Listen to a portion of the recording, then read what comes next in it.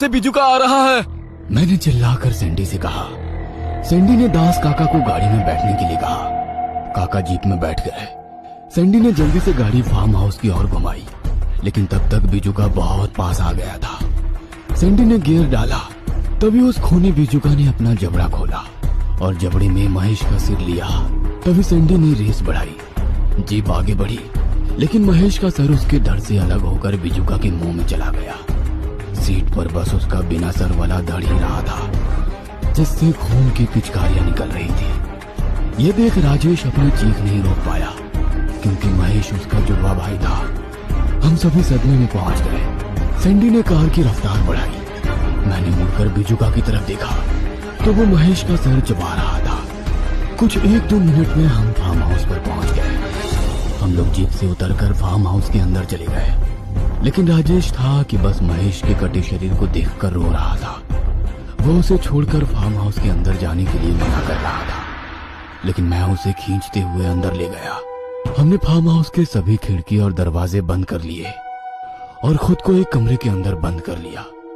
राजेश अपने भाई के मौत के गम में रो रहा था। हमारी आंखें भी नम हो गई थी, क्योंकि हमारा दूसरा दोस्त भी उस दरिंदे बिजुका का शिकार हो गया था। आखिर वो चीज है क्या? उसने महेश का सिर निगल लिया। ऐसा कैसा बिजुका है ये? सैंडी ने दास काका से पूछा।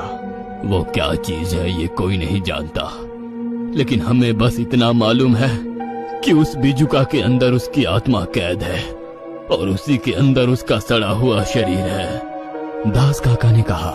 आप किसके शरीर और आत्मा के बारे में बात कर रहे हैं? मैंने दास काका से पूछा। दत्तू का सड़ा शरीर और आत्मा है उस बिजुका के अंदर। कौन दत्तू? आज से करीब 200 साल पहले यहाँ से 20-25 किलोमीटर दूर चंपक नाम की पहाड़ी थी, जिस पर अंबावाड़ी गांव था। उस गांव में दत्तू नाम का एक आदमी रहा करता था, जो उस गांव के मोरेश्वर पाटिल के वाड़े पर काम करता था। दत्तू एक पहलवान था और पाटिल के 40-50 आदमियों के फौज का हिस्सा था।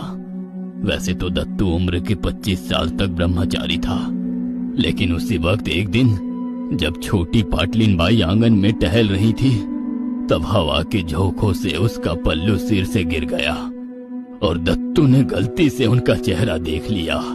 और उसी वक्त वो छोटी पाटलिन बाई यानी कि मोरेश्वर पाटिल की छोटी पत्नी के प्यार में पड़ गया। वो उससे बेइंतहा